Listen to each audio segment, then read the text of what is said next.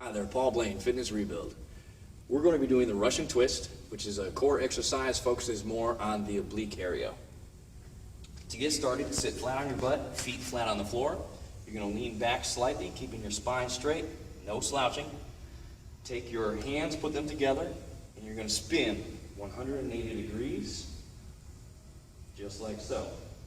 Now, you can add resistance with household items like a book, or if you're in the gym, you can pick up a weight and use that. The further away from your body you hold the weight during the exercise, the greater the resistance.